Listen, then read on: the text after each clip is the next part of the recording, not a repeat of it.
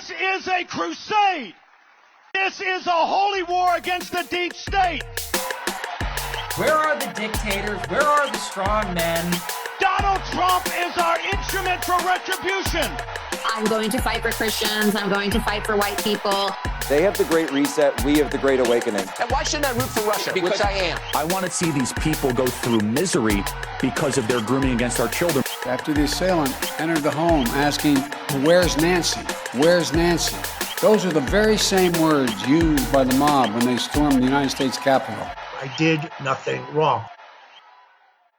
Welcome to a premium episode of the Did Nothing Wrong podcast, where we cut through the noise and help you make sense of the chaotic information space around us.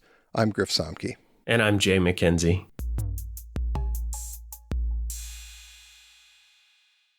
On this premium episode of the Did Nothing Wrong podcast, we sit down with Karl Folk from the Institute of Unreality to talk about the Dirtbag Left, nihilism, and what we can do to build a compelling vision of what a future world could look like. We're here today to talk about the so-called Dirtbag Left. It is I'm not sure that they actually named themselves that, but they now embrace that term. Who wants to go first? What is the Dirtbag Left? I mean, I'll field that. I would say it's the hollow left, right? Like it's the inaction but action of words left, right? So it's people who are selling something that they may not believe or they may believe, but the end result isn't anything that affects change, right? Like material change in the positive is real hard to actually do.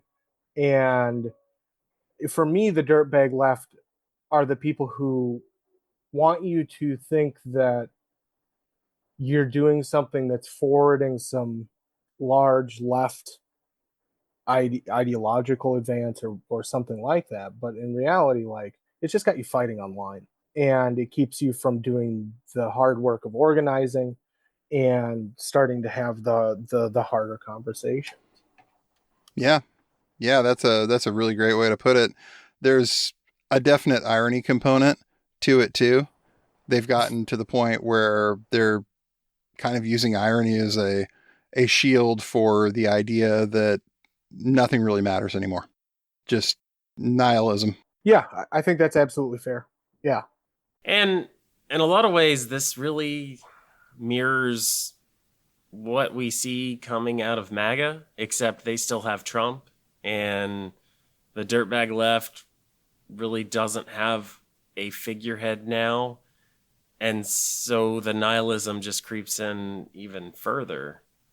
I think the comparison that I see between, let's say, MAGA and some of the strains of this Dirtbag Left isn't ideological at all. It's in the actual lack of ideology, right? This is like the empty vessel syndrome, right?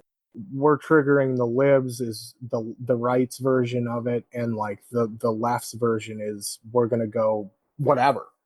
And I don't think they're equal in any way, but I think they show the same strain of nihilistic non-thought, right? Like this anti-thought that's gone on across our politics. But like this idea that online shit posting and trolling and all of this is some major move to forward your ideas.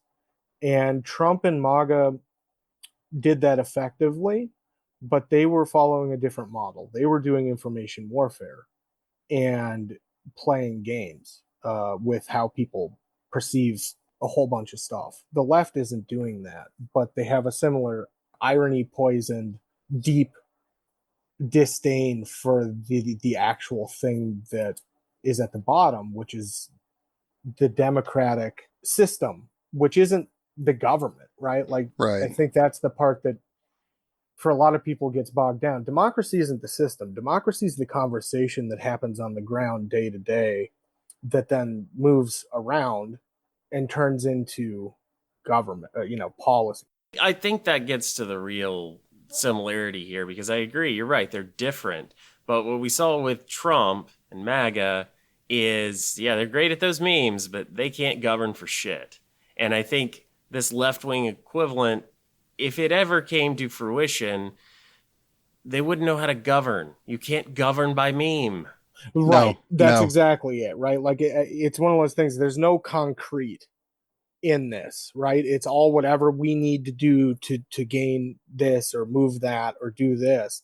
And you can't govern that way. Hell, you can barely govern in the way that the Republican Party's governed the last 3 times they've been in power. Right, because they're kowtowing to the content creators.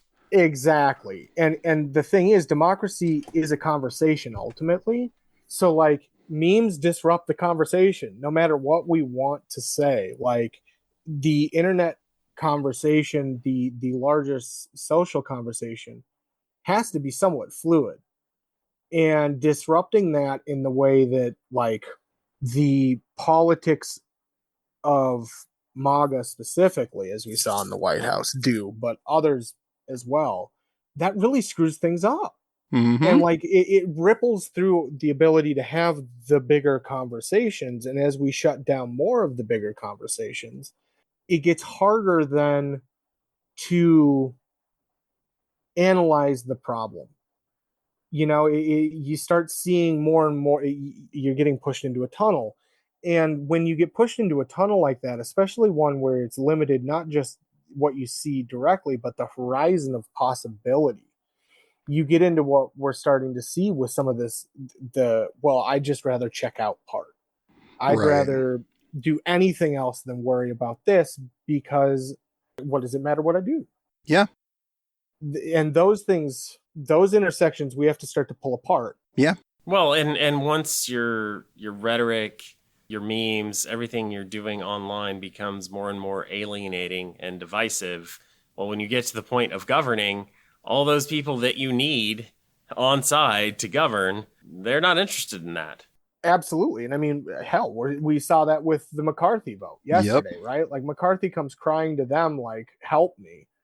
And why? Yeah, exactly. Literally, like what? No. What? excuse me? Yeah. Did you not just like spent the whole weekend throwing us under the bus for one thing and another, and now you want our help? Yeah. And I mean, I'm petty. I would be like, didn't some of your fans like shit in the hallway outside my office? Like, what are you guys doing? Yeah. And like, that's the response you almost have to have now with that element of this problem is the no. Right. And with Kevin McCarthy, I'm glad that he's gone, because let's get past the pretense and playing nice and pretending, because he is enabling all of the people who are not doing that, who have no interest in that. He is enabling and keeping on committees, Paul Gosar, and the worst elements of the Republican Party. No, he's not Tucker Carlson, but he was giving Tucker Carlson the January 6 tapes. Mm-hmm. And looking at it now, like your next speaker is going to be either Jim Jordan or Steve Scalise. And we are fully mask off at that point. Either one of those guys. Oh, yeah. And let's show the whole country how fucking weird these people are, because they're fucking weird. That's what I keep saying. I'm a big fan of focus on how bizarre and weird and just like anti-human these people are. And that does most people, no matter what your politics are, I don't give a shit what your politics are, what your stances are on a lot of things. Most people are decent enough to see something like some of this absurdity we're getting fed, whether it's gays against groomers or libs of TikTok. This is deeply weird shit. Most people will look at this, and if you kind of give them the 2 seconds to objectively look, they are going to lose their mind, because it's weird and it's deeply off-putting, and it's one of the largest journalistic malpractices of our time, that we haven't just had wall-to-wall cover on how deeply bizarre the thing that's going on in the right-wing party now actually is. Like, fascism aside, white nationalism aside, the bizarre anti-government stance aside, this is a bunch of very strange and weird stuff being said, just objectively. It is bizarre, and there's no reason for it until you step out 100,000 feet and you realize the incoherence is part of the goal.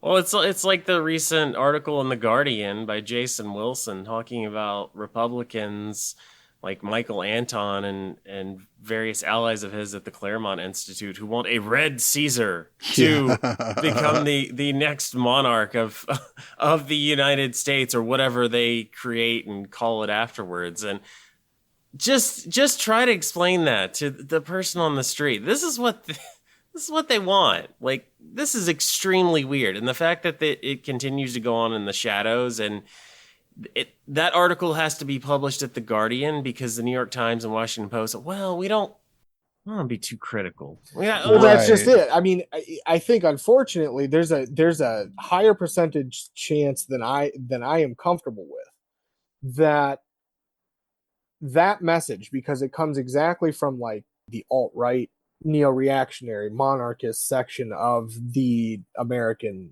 right, that like there's a pretty good chance they get close to pulling that one off, and they want it to be Trump. I personally, Trump's got some juice, but he doesn't have the juice. Is probably needed to get over the crimes he's committed. Yeah. But you know, they're going to throw everything at the wall because they do want a red Caesar. They do want a dictator, right? Like, at the end of the day, like, you know, we can talk about how weird they are, but all of that needs to be couched in the very real fact that this is a fully formed autocratic right-wing movement that is I mean, as DeSantis's people said the other day, like, there is no enemy to the right. Yeah. They are trying to enact their red Caesar, right? And it's coming partially from like the right-wing political thing. It's also coming from guys like Musk and the neo-reactionary movement and the white supremacist movement in Silicon Valley. And so, like, you know, we're getting to a point where people have to actually understand the full space this inhabits, so we can move forward past this dirtbag left kind of no movement, lot of talk thing. And that for me has been something I've been really trying to kind of play over in my head since the beginning of this summer, is just like, what do we do now to actually start pushing people from this all talk, no movement part to have the conversations that have to happen, right? And the pushback and the go back and forth that goes on with actual conversation versus this bizarrely packaged online fighting. I think something you at least need to tell people and make sure they understand, and we reiterate, is that there are enough Musks and Thiels and Andreessens and right-wing billionaires who might actually be able to get them to their end goal. They might actually pull this off. The left can absolutely have the numbers because these ideas and policies are not popular. But the right has enough money that it might not matter. They only have to be lucky once. Yeah. Right? They only need to win one key election. They only need to win one key bit of legislation. They only need to influence the courts once. And the odds are not great, right? But also they're not infinitely against us. And even if something like Trump 2 happens, that will be a right-wing police state, right? Like, that will be a fascist police state. Mm-hmm. But that isn't going to kill anyone's ideas. We have to get real comfortable with how far this may go to really mount any kind of knowledgeable and reality-based pushback to the things happening in advance. And the hardest part is having the conversation that we're right at the edge of, right? Which is like, there's a real chance that we end up with democracy as we understand it ending in the next 4 years. Yeah. Yeah. There's a real chance that we see massive genocidal violence against minority and targeted groups and perceived enemies. There's a real chance that this turns into something more akin to a ground campaign against perceived enemies with the full force of the United States military and government behind it. And the reality is, the finger of American fascism, if America falls, will touch you no matter where you are on the planet. If it wants to, it will reach out and touch you. Yeah. And so this isn't to scare people into inaction. The reality is we have to grapple with the inverted reality that we're staring into. And that is sobering as shit. It's one of the ones that I dislike the most because it ends up making a lot of people feel bad. But the reality is, when we do that, we start to think about ways that we can get out of that. Yeah. And break some of the cycles that go on in advance of really terrible things potentially happening. And I think that when we talk about the dirtbag left and the nihilism, some of that is not coming from anywhere else than being able to see the trends and understand that this is the real deal, and not having a community, not having the resilience that builds to then rely on to maybe move at least somewhere from that place of, oh shit. Yeah.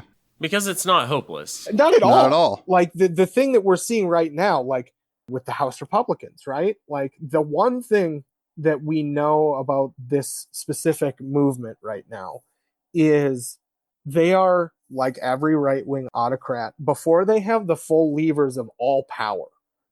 This is an extremely petty group of individuals. Yep. And there's so much infighting and grappling and all of this that, like, if we wanted to, that is a way to mount a heck of a challenge to their ability to project their vision and their view of the thing that is actually going on, because we're getting a much more conservative vision of what's going on in Congress overall than the dysfunctional part. And we need to see the dysfunctional as what it is, which is outweighing the other part.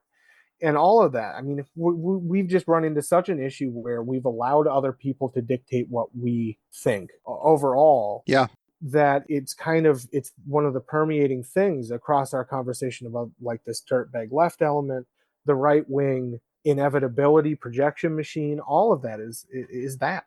The one thing I would say here is that we really don't have a whole lot of time left, one way or the other. And we don't really have the time to get, as the kids say, black-pilled about all of this. No, and I think the thing is, this shouldn't work as a black pill. What this should do is provide you a framework to start thinking about something better. Yeah. That's functional and looks more like the thing that we want and we need moving forward, because it's not impossible. And the hope that we can and will do something better is hugely powerful for all of us. Mm-hmm. We can visualize what a society that works better for everyone looks like. We can do that. And exactly. That's the important. And you can do that by yourself or with others. And eventually people come together over those visions, that envisioning of something better, bigger, more inclusive. There's something that you can do there. And conceptualizing it is hugely powerful. Yeah. Yeah. The only thing I can really think of, if we're going to talk about the so-called dirtbag left here, the only thing that I can really think of them rallying around that they saw as some kind of solution, although they didn't explain how it was going to work or where exactly it was going to lead, but the only thing really was Bernie Sanders running for president 2016, 2020. Yeah. And everything else seems to have been a form of nihilism. And they put a kind of hope in Bernie, which you don't have to be on the dirtbag left to support Bernie or think he has some good ideas. No. And we don't want to say that at all, because plenty of the progressive beliefs they claim to espouse, whether you believe them or not, they're fine. They're legitimate discussions to be had about what the best path forward is. But I don't know why there hasn't been anything else. I don't know why we can't point to, well, they're trying to do this or to do that or accomplish this, or they've got this goal. It was Bernie or burn it down, essentially. Well, Bernie or bust, right, was like a whole thing. And like Bernie or bust, I mean, complete transparency, I voted for Bernie, right? Like, I have no issue with that. As we've passed, though, where we are now, the realization...